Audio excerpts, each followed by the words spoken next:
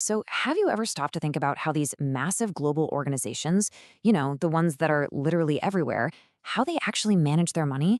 We're talking about billions and billions of dollars. How on earth do they keep track of all of it? All right, let's just jump right in. We all know these logos, right? The World Health Organization, UNICEF. These are the big players, the public organizations out there tackling some of humanity's biggest, toughest challenges. And their work, which is absolutely vital, is funded by public money. But that leads to a really big question. With so much on the line and all these different groups involved, who's actually making sure the books are balanced? Who's making sure all that money is being handled correctly, transparently, and in a way that's consistent across the board? And look, this isn't just some simple accounting headache. It's a truly global problem. When you're managing public funds on this kind of scale, well, it presents some really unique and massive challenges. First off, just try to get your head around the scale. We're not just talking about billions of dollars. We're talking about billions flowing from hundreds of different countries, zipping through countless banks, all to fund thousands of different projects. It's just a mind-boggling amount of money to manage. And second, remember, these aren't your local neighborhood charities. Their operations are literally worldwide. And that means they're constantly dealing with fluctuating exchange rates for dozens of currencies. They have to navigate completely different banking laws and somehow try to make sense of it all from a central office. It's a huge task. And then you've got the sheer complexity of it all. I mean, the UN system alone has over 20 separate funds and programs.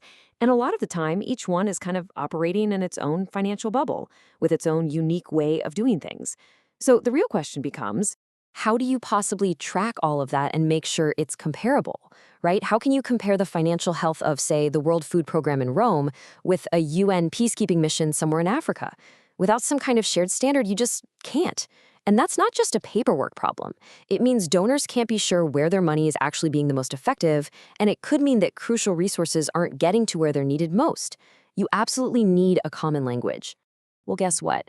That common language actually exists. There is a global rulebook, and it's designed specifically for public money to make sure everyone is speaking the same financial dialect, so to speak.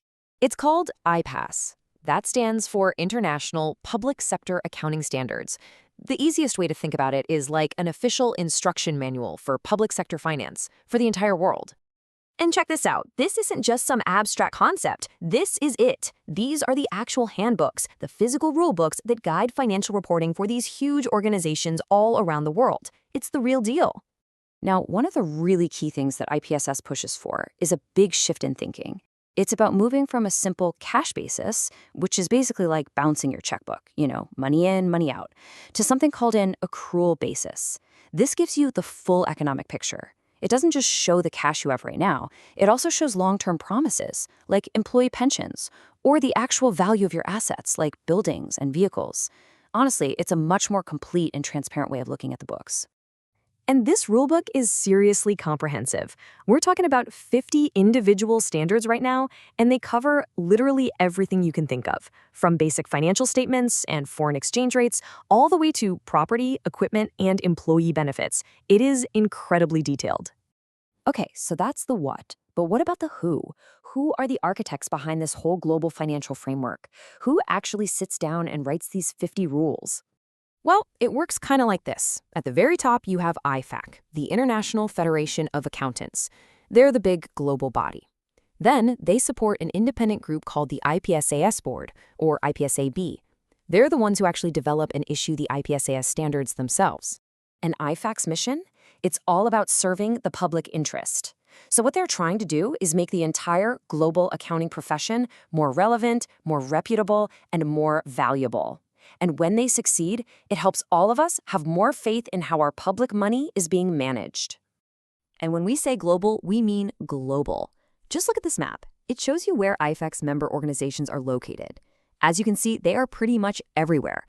And let's put some hard numbers on that map for a second. IFAC is made up of 180 member organizations.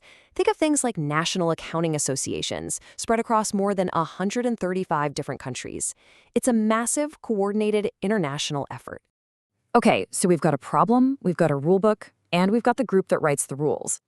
But let's get down to the most important part of all this. Why does any of it actually matter in the real world? This right here, this is the payoff. When organizations get on board with these standards, you get way better information. That information lets you make real apples to apples comparisons between different programs, which creates transparency. And transparency, that's the bedrock of accountability. It leads to better decisions, smarter decisions about where to build a new clinic, or how to fund a vaccination drive, or which aid program is actually having the biggest impact on the ground. And look, this isn't just my take on it. This is the official goal of the board that writes the rules. Their whole purpose is to enhance the quality and transparency of public sector financial reporting, to provide better information for, you guessed it, accountability and decision making. This whole system was created to solve a very real problem, making sure public money does the most public good possible. So that really brings us to the final thought here. These standards create a common language for global public finance, a language built on transparency and accountability. And it kind of makes you wonder, doesn't it? Is your own government, your own local public sector speaking this language? It's definitely a question worth asking.